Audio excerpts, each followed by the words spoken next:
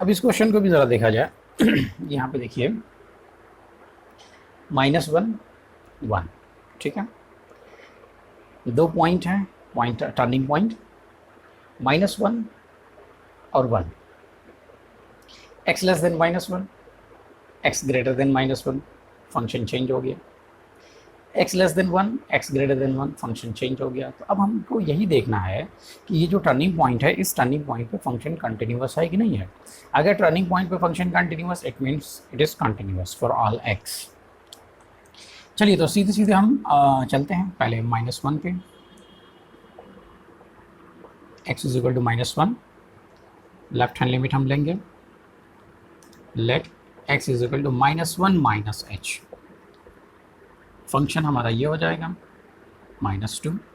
अब इस पॉइंट पे फंक्शन की वैल्यू -1 - h, ये -2। नेक्स्ट स्टेप ये होता है limit h tends to 0, h की वैल्यू 0 रखा जाता है, तो ये बनता है -1 - h, limit h tends to 0 -2। यहाँ पे जब हम लिमिट अप्लाई करेंगे तो ये कांस्टेंट फंक्शन है, -2 इसकी वैल्यू होगी। चलिए अब इसके बाद हम राइट हैंड साइड से चलते हैं। तो right hand limit let x is equal to -1 + h, ठीक। तो फंक्शन हमारा जो हो जाएगा राइट हैंड साइड के लिए 2x। अब नेक्स्ट स्टेप, इस पॉइंट पर हम फंक्शन की वैल्यू फाइंड करते हैं, तो 2 × -1 + h, ठीक है। ओके, तो लिखना चाहें तो इसको लिख सकते हैं -2 + 2h। फिर नेक्स्ट स्टेप हमारा ये होता है कि हम यहाँ पे लिमिट अप्लाई करते हैं -1 + h, limit h tends to 0, -2 + 2h, तो h की वैल्यू हो जाएगी 0, तो यह बनेगा 2। ओके, तो लेफ्ट हैंड साइड से फंक्शन की वैल्यू -2 और राइट हैंड साइड से भी फंक्शन की वैल्यू -2 है। तो आगे हम यहाँ पे लिखेंगे कि since left hand limit is equal to right hand limit, therefore limit x tends to -1। जब h की वैल्यू 0 होगी तो x की वैल्यू -1 होगी दोनों तरफ से, तो x टेंड्स टू -1, तो उस वक्त फंक्शन की वैल्यू हमको मिल रही है 2। जब x की वैल्यू -1 की तरफ जाती है तो फंक्शन की वैल्यू 2 हो जाती है, -2 हो जाती है, ठीक है।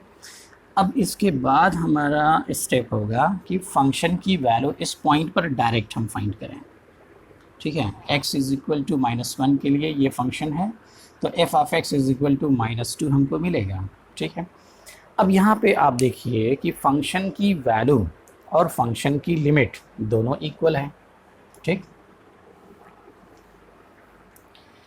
तो हम यहाँ पे आगे लिखेंगे कि since limit x tends to -1, f(x) is equal to f of -1। Function की लिमिट -1 पे और फंक्शन की वैल्यू -1 पे दोनों इक्वल है, therefore f(x) is continuous at x is equal to -1, ठीक है। तो अभी हमने देखा कि x इज इक्वल टू -1 पे ये फंक्शन कंटिन्यूअस किस तरह से हुआ, ठीक है। अब हम चलेंगे सीधे 1 पे, तो आप इसको समझ गए। अब यही स्टेप हम 1 में रिपीट करेंगे, ठीक है। कैसे, अब देखिए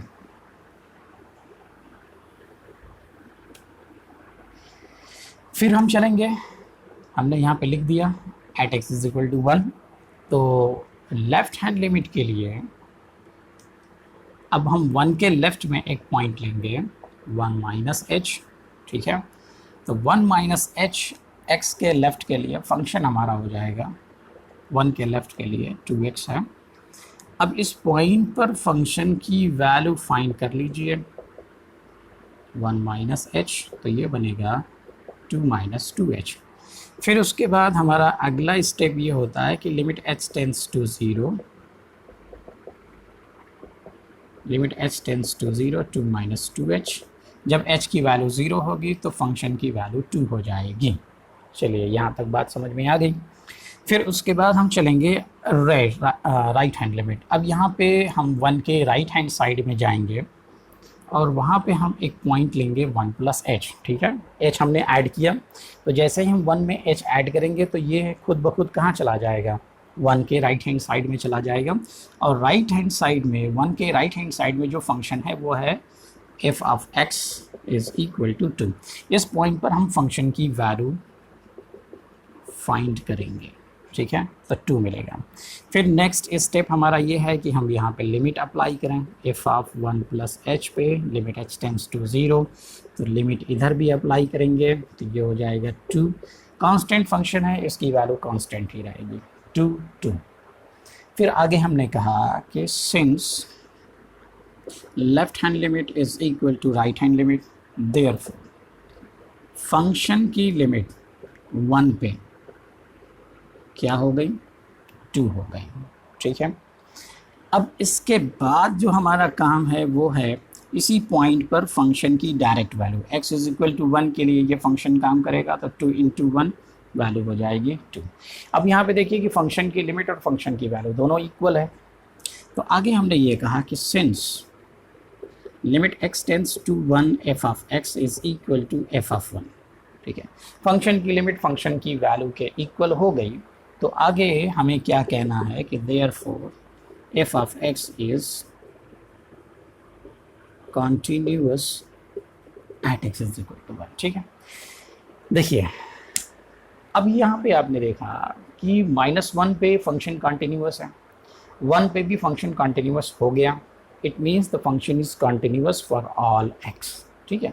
अब इसके पहले वाले पॉइंट को जहाँ पे आपने ये लिखा था उसको आप लिख सकते हैं स्टेटमेंट 1, इसे आप लिख सकते हैं स्टेटमेंट 2, ठीक है। आप आगे लिख सकते हैं कि फ्रॉम 1 एंड 2, ठीक है, मैं लिख दे रहा हूँ, क्या आपको लिखना है, आप लिखेंगे from 1 and 2 f of x is continuous for all x belongs to R, ठीक है। देखिए -∞ to -1 constant function it is continuous, -1 to 1 polynomial function it is continuous, 1 to infinite is the constant function, ठीक है, it is continuous, -1 पे भी continuous, 1 पे भी continuous, it means the function is continuous from -∞ to +∞, ठीक, it means the f of x is continuous for all x belongs to R, ठीक है, okay. तो मुझे उम्मीद है कि बात आपको समझ में आ गई होगी, ठीक। चलिए अब हम चलते हैं अपने नेक्स्ट क्वेश्चन पे।